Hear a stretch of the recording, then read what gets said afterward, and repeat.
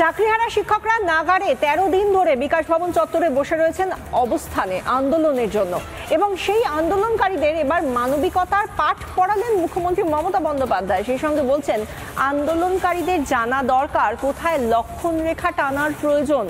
উল্টে যে চাকরিহারা আন্দোলনকারীরা রয়েছেন তারা বলছেন এখনো পর্যন্ত সীমা কিছুই অতিক্রম করা হয়নি, কিন্তু এইভাবে যদি মিথ্যাচার করা হয়, এভাবে যদি চলতে থাকে তাহলে সীমারেখা অতিক্রম করতেও বেশি সময় লাগবে না।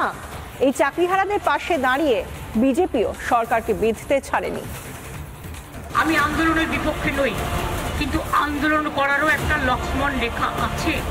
সীমাহীন দুর্নীতি বিরুদ্ধে রাজ্য সরকারের সীমাহীন লড়াই হবে, কোনো বাধন নেই।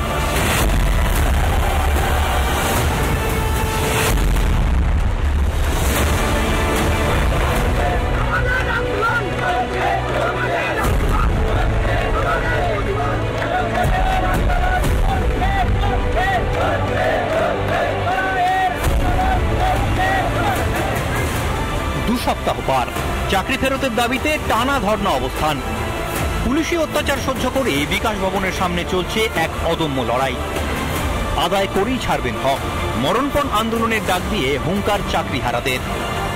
এই নিয়েই যখন পেতে রয়েছে বঙ্গ রাজনীতি, তখন বহিরাগত তত্ত্ব খাড়া করলেন স্বয়ং মুখ্যমন্ত্রী। কাউকে আটকে রাখা জোর করে যায় না, রাস্তা অবরোধ করে মানুষের ক্ষতি করা যায় না, এটা কারো কাজ নয়, এবং এতে বাইরের লোকেরা আছে। আন্দোলন কেমন হওয়া উচিত তার পরামর্শও দিচ্ছেন মমতা ব্যানার্জি।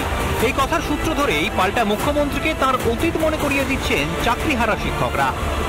সিঙ্গুর নন্দীগ্রাম আন্দোলন যখন হয়েছিল 26 দিনের অনশন না করে উনি তো কোর্টে যেতে পারতেন, উনি রাস্তায় কেন বসেছেন? যারা উস্কাচ্ছে তারাই কিন্তু মামলাটা করেছে ওদের বিরুদ্ধে।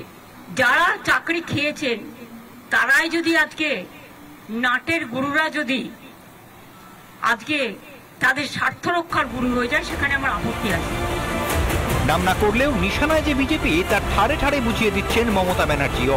রাজ্যের প্রশাসনিক প্রধানের কাছ থেকে এমন আক্রমণ ধেয়ে আসতেই জবাব দিতে দেরি করেনি প্রতিপক্ষ।